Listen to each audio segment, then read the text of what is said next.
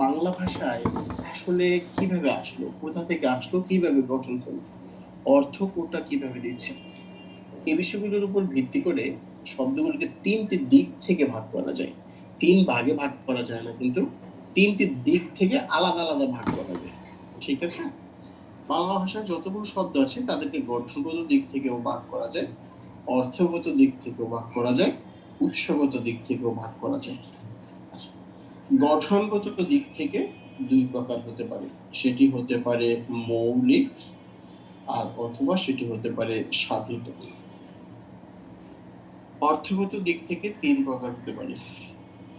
একটা হতে পারে যৌগিক, একটা হতে পারে রূঢ়, আরেকটা হতে পারে যোগরূঢ়। উৎসগত দিক থেকে পাঁচ প্রকার হতে পারে। সেটি হতে পারে তৎস, সেটি হতে পারে অর্ধতৎস, সেটি হতে পারে তদ্ভব, সেটি হতে পারে দেশি, সেটি হতে পারে বিদেশি। এখানে কিন্তু অলরেডি তিনটি এমসিকিউ দেখতে পাচ্ছ তোমরা। যদি এটা রিটেনের মধ্যে আসে তারপরে কিন্তু এইটুকু লিখলে রিটেন লেখা শেষ, আর কিছু লাগবে না। বাংলা অর্থবোধক শব্দগুলোকে তিনটে দিক থেকে ভাগ করা যায়। গঠনগত দিক থেকে দুই প্রকার, মৌলিক সাধিত। অর্থগত দিক থেকে তিন প্রকার, যৌগিক, রূঢ়, যোগরূঢ়। উৎসগত দিক থেকে হচ্ছে পাঁচ প্রকার, তৎসম, অর্ধতৎসম, তদ্ভব, দেশি, বিদেশি। আশা করি এটা তোমরা উত্তর দিতে পারবা সবাই। যদি উত্তর দিতে পারো তাহলে প্রশ্ন করি, উত্তর দাও সবাই চ্যাট বক্সে। সবার চ্যাট বক্সে রেডি করো, উত্তর দাও, উত্তর দাও। বাংলা ভাষা শব্দগুলোকে কয়টি দিক থেকে ভাগ করা যায়? তিনটি দিক থেকে ভাগ করা যায়। খুবই ভালো। উৎসগত দিক থেকে কয় প্রকার?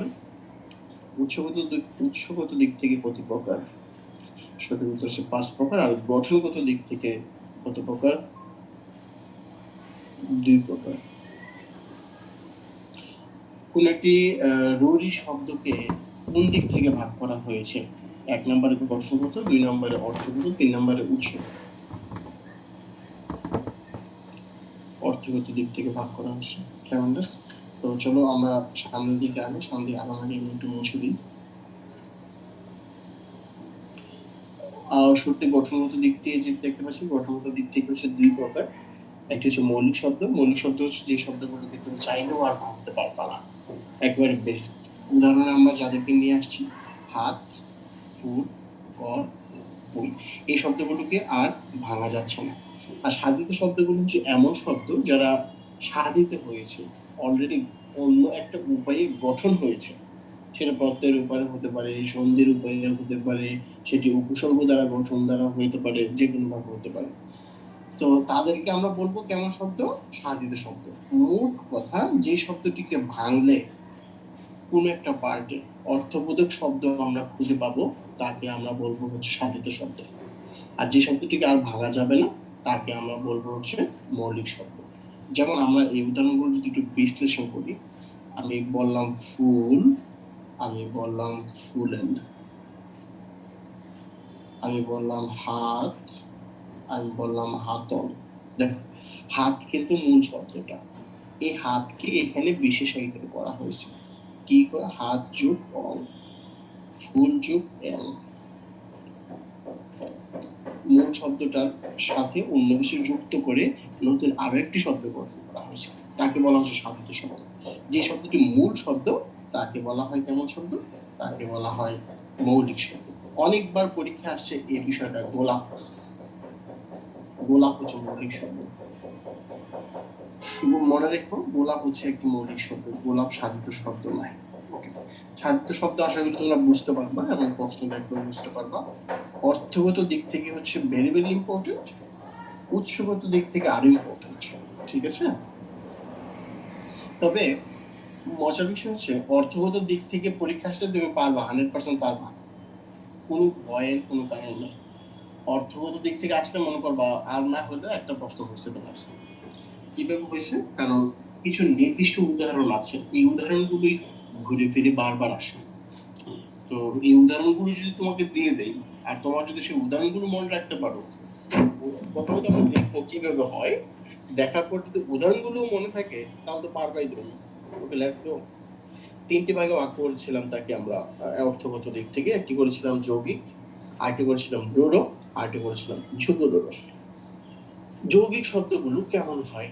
যে সকল শব্দে, আন্ডারলাইন করবো আমি, যে সকল শব্দের প্রচলিত অর্থ, উৎসগত অর্থ একই হয় তাদেরকে যৌগিক শব্দ বলা হয়। মোট কথা, আমি ধরো একটি শব্দ লিখলাম এখানে, হাতল, লিখলাম পঙ্কিল। পঙ্কিল বানানো হয়নি,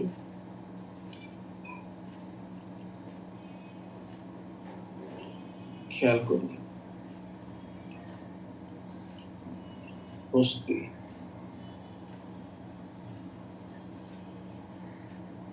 বাসা। দেখো 4টি শব্দ লিখছি।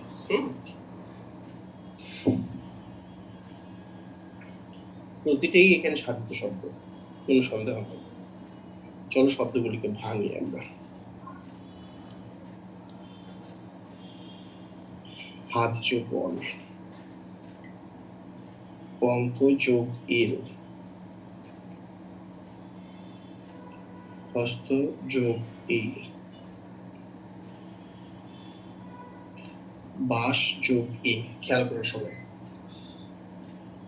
হাতল শব্দটির মূল শব্দ কি? হাত। হাতল শব্দটির মূল শব্দ হাত। পঙ্কিল শব্দটির মূল শব্দ পঙ্ক। পঙ্ক মানে হচ্ছে কাদা। কাদা, ইটস নট ক্রাইং, মাঠ, ওই যে মাটি, পানি মিশ্রিত কাদা ইত্যাদি। আমাদের বাড়িতে কাদা বলে, তোমাদের বাড়িতে কি বলে আমি জানি না। আমাদের বাড়িতে আরেকটা বিষয় বলে, বলে ব্যাগ। এই ব্যাগের মধ্যে পারাস না, মানে কাদার মধ্যে পাড়া দিও না, পা দিও না। তারপরে হচ্ছে হস্তি। হস্তি মূল শব্দ হস্ত, হস্ত মানে হাত। বাঁশি মূল শব্দ হচ্ছে বাঁশ। বাঁশ তোমরা চিনো, আর কিছু না চিনলো। তো এখানে 4টি শব্দের বিশ্লেষণে আমরা দেখতে পাচ্ছি, এটাকে আমরা নাম দিলাম এ, এটাকে নাম দিলাম বি, এটাকে নাম দিলাম সি, এটাকে নাম দিলাম ডি। বলতো মূল শব্দের সাথে, এটা তো হচ্ছে মূল শব্দ তাই না, আর এই পাশেগুলো হচ্ছে নতুন শব্দ। অতএব এটা হচ্ছে উৎসগত আর এটা হচ্ছে প্রচলিত। মূল শব্দ, নতুন শব্দ। মূল শব্দ পঙ্ক, নতুন শব্দ পঙ্কিল। মূল শব্দ হস্ত, সাধিত হয়ে গঠন হচ্ছে হস্তি, নতুন শব্দ হস্তি। মূল শব্দ বাঁশ, আর নতুন শব্দ হচ্ছে বাঁশি। মূল শব্দের সাথে নতুন শব্দের অর্থগত মিল আছে কার কার? নাকি কারোই নেই, নাকি সবারই আছে? বলতো দেখি।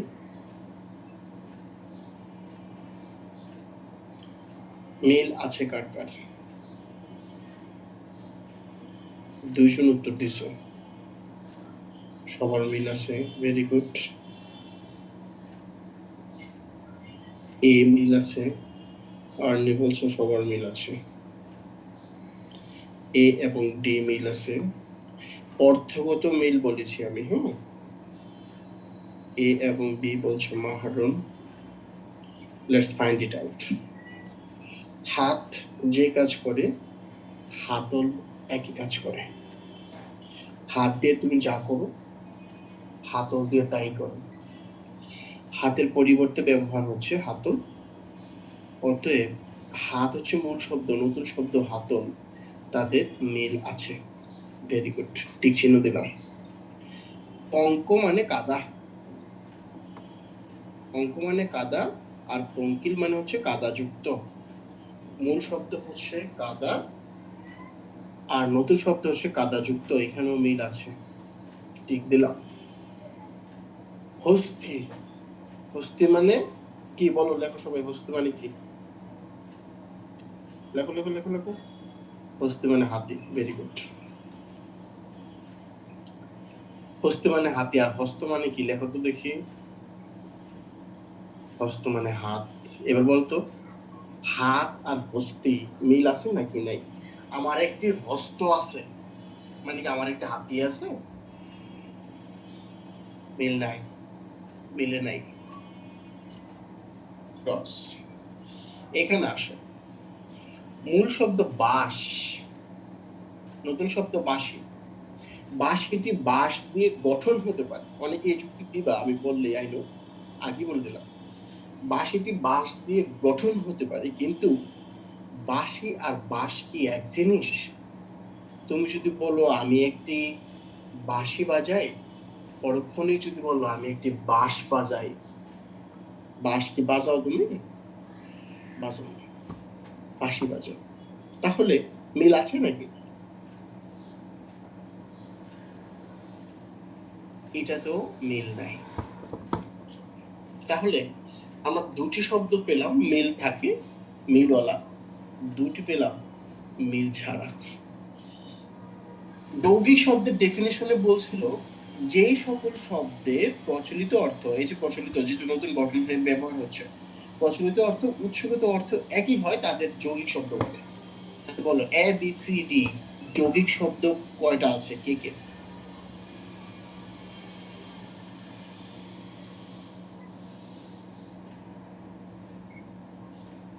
কি বলতেছো? सी कहाँ से? सी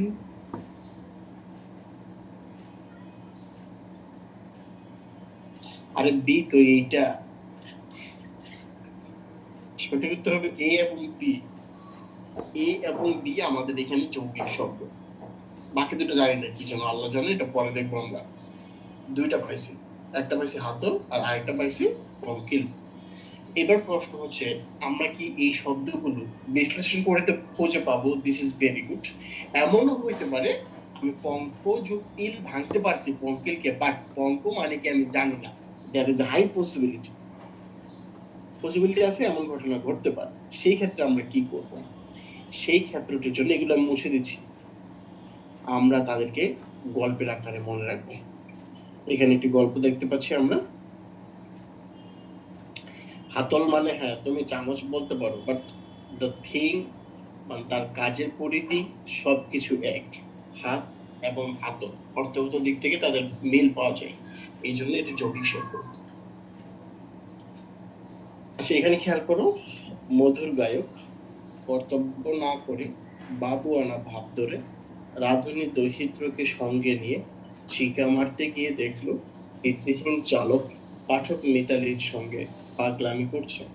কিছু শব্দ পেলাম আমরা এখানে, চলো হাইলাইট করি শব্দগুলো। হাইলাইটেড যে শব্দগুলো আছে সবগুলো যৌগিক শব্দ। গল্পগুলো আমরা যৌগিক শব্দগুলো গল্পের আকারে মনে রাখলাম। মধুর গায়ক কর্তব্য না করে বাবুয়ানা ভাব ধরে রাধুনী দৈহিত্রকে সঙ্গে নিয়ে চিকা মারতে গিয়ে দেখলো পিতৃহীন চালক পাঠক মিতালির সঙ্গে পাগলামি করছে। গল্পটি পরিকল্পিত দেখি, সবাই মুখস্থ করা ট্রাই করো তো দেখি। শুরু হচ্ছে এখন, তিনবার পড়তে হবে। মধুর গায়ক কর্তব্য না করে বাবুয়ানা ভাব ধরে রাধুনী দৈহিত্রকে সঙ্গে নিয়ে চিকা মারতে গিয়ে দেখলো পিতৃহীন চালক পাঠক মিতালির সঙ্গে পাগলামি করছে। মধুর গায়ে কর্তব্য না করে বাবুয়ানা ভাব ধরে রাধুনী দহিত্রকে সঙ্গে নিয়ে চিকা মারতে গিয়ে দেখলো পিতৃহীন চালক পাঠক মিতালির সঙ্গে পাগলামি। তাহলে এরা সবাই হচ্ছে এখানে যৌগিক শব্দ।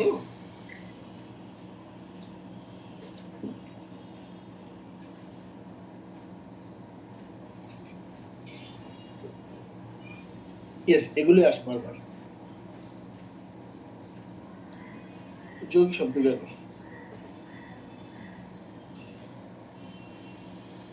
হ্যাঁ অবশ্যই আছে তাবাসসুম শিফা, এর বাইরে অবশ্যই হতে পারে। এই যে আমরা একটু আগে হাতল লিখছিলাম, পঙ্কিল লিখছিলাম, ওগুলোই তো গল্পের মধ্যে নেই।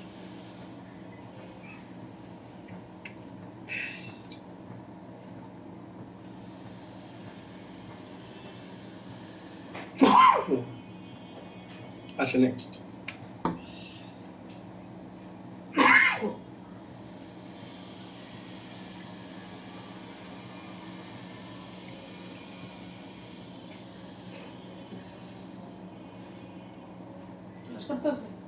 দেখো তো রোরো বা রোলি শব্দটার দিকে যদি তুমি তাকাও, এখানে একটা অপোজিট ডেফিনিশন খুঁজে পাচ্ছ তুমি যৌগিক শব্দের সাথে। যৌগিক শব্দ যেটা বলেছিল, যৌগিক শব্দ বলেছিল যে অর্থগত মিল থাকবে। আর রুলু শব্দ কি বলছে? রুলু শব্দ বলছে অর্থগত মিল থাকবে না। যদি মিল থাকে তাহলে যৌগিক, আর মিল না থাকলে হচ্ছে রূঢ়। দেখো তো পার্থক্যটা বুঝতে পারতেছো কিনা? যদি মিল থাকে তাহলে যৌগিক, আর মিল না থাকলে রূঢ়। সবাই কি ক্লিয়ার?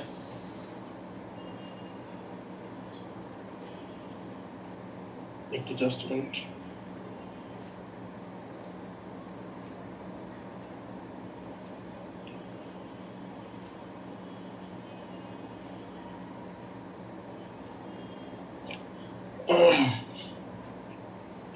তাহলে আমরা যে একটু আগে একটা উদাহরণ লিখছিলাম, উদাহরণটা যে লিখছিলাম যে হস্তি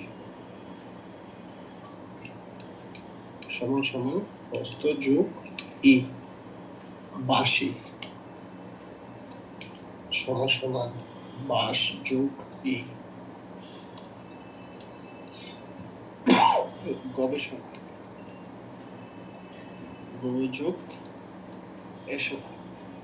এই সবগুলো শব্দ দেখো মূল শব্দের সাথে নতুন শব্দের অর্থগত মিল নেই। আগের দুটো যে তোমাকে বললাম একটু আগে, গবেষণা গৌজিজ্ঞাসনা, গবেষণা আর এখানে গো মানে হচ্ছে গোর, এসনা মানে খোঁজা, গবেষণা মানে নিশ্চয়ই গরু খোঁজা নয়। মিল যেহেতু নাই সুতরাং তাদের নাম হচ্ছে রূঢ় বা রূঢ় শব্দ। তাদেরকে মনে রাখার জন্য চলো আমরা একটি গল্প পড়ি এখানে।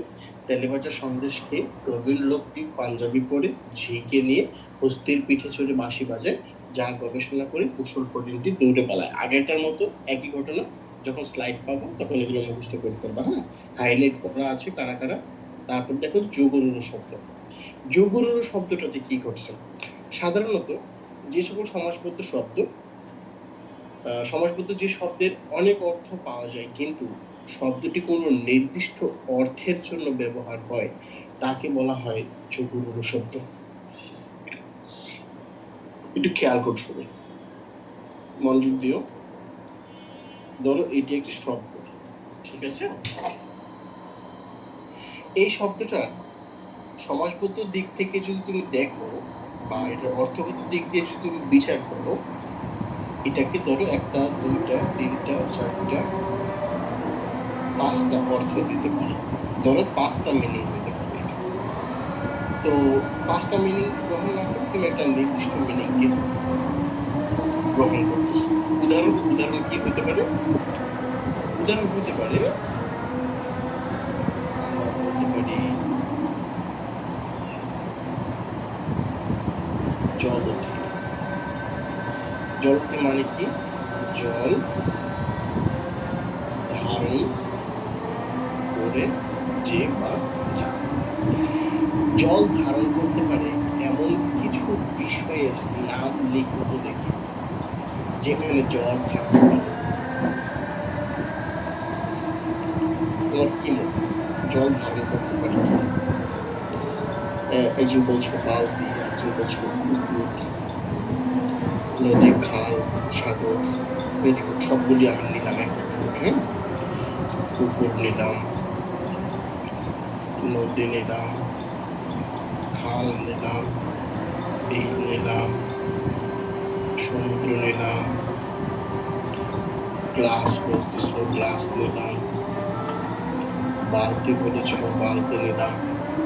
ওকে, কুয়া, জগ, মহাসাগর। তো অনেকগুলো শব্দ আমরা নিলাম এখানে। জলধি বলতে তুমি কি বুঝো? এবার সেটা দেখো, জলধি বলতে কি বুঝো? জলধি বলতে আমরা কেবল সাগর বা সমুদ্র পেয়েছি। এই ঘটনাটাকেই বলা হয় যোগরূঢ় শব্দ। যোগরূঢ় শব্দ হচ্ছে যার অনেকগুলো অর্থ থাকা সত্ত্বেও কেবল একটি নির্দিষ্ট অর্থে ব্যবহার হয়, তাকে যোগরূঢ় শব্দ বলা হয়। এমন যে আর উদাহরণ দেখতেছো তুমি, চলো আমরা এটাকে মুছি, এটাকে মুছে আরেকটা উদাহরণ লিখি। সে উদাহরণটি লিখলাম তুরঙ্গম। তুরঙ্গম মানে হচ্ছে তরায় চলে যা বা যে বা যা। তরায় মানে দ্রুত চলে যা। দ্রুত চলতে পারে এমন অনেক কিছু খুঁজে পাবা। ঘোড়া দ্রুত চলতে পারে, সিংহ দ্রুত চলতে পারে, ওই রকেট দ্রুত চলতে পারে, গাড়ি দ্রুত চলতে পারে, চিতাবাঘ দ্রুত চলতে পারে, অনেকেই দ্রুত চলতে পারে, তাহলে প্রত্যেকেই তুরঙ্গম। মানে আবিধানিক অর্থ তো সেটাই বলে। আবিধানিক অর্থ বলে প্রত্যেকেই তুরঙ্গম, কিন্তু না, তুরঙ্গম বলতে আমরা শুধু কাকে বুঝি? তুরঙ্গম বলতে আমরা শুধু ঘোড়াকেই বুঝি। যেহেতু অনেকগুলো অর্থ থাকা সত্ত্বেও কেবল একটি নির্দিষ্ট অর্থে ব্যবহার হচ্ছে এই শব্দটি, তাই তাকে আমরা বলতেছি কেমন শব্দ? যোগ্যগুরু শব্দ। এই যোগ্যগুরু শব্দের সবচেয়ে পপুলার যে উদাহরণটা সেটা হচ্ছে পঙ্কজ। পঙ্কজটি পপুলার হওয়ার কারণ হচ্ছে পঙ্কিল, পঙ্কিলের সাথে পঙ্কজের মিল আছে। দেখ, পঙ্কিলের সাথে পঙ্কজের মিল থাকা সত্ত্বেও পঙ্কিল কিন্তু যৌগিক শব্দ, একটু আগে আমরা দেখে আসছিলাম, কিন্তু পঙ্কজ হচ্ছে এই যোগের শব্দ। পার্থক্যটা খেয়াল রেখো তোমরা, হ্যাঁ? পঙ্কজ হচ্ছে যোগের শব্দ।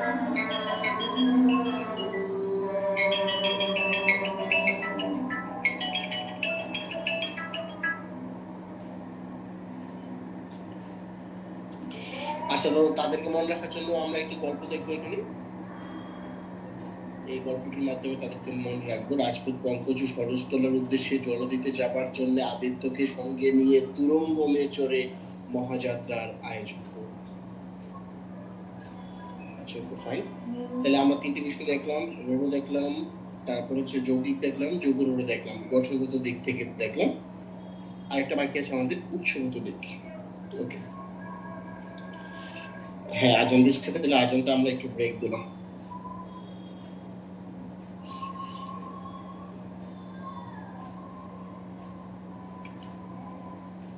আজানের জন্য জাস্ট, আচ্ছা, নামাজের জন্য একটু ব্রেক দিতে হবে তোমাদেরকে। 6:20 আমরা আবার শুরু করব।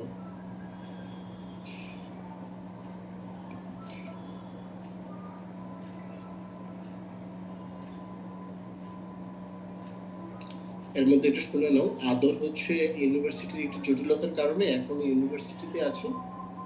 সম্ভবত আজকের আইসিটি ক্লাসটা হচ্ছে না, এটা আগামীকাল সকালে হবে। হ্যাঁ, আজকের আইসিটিটা আগামীকাল সকালে, কারণ আদর বিদেশ চলে যাবে মনে হয়, ইউনিভার্সিটি থেকে রিকমেন্ডেশন লাগবে, ওইটা নিতে যাচ্ছি, সেই কারণে আগামীকাল সকালে হবে আইসিটি ক্লাসটা। যাবে হয়তো কোনো কারণে, একবারই কিনা সেটাও আমি শিওর না।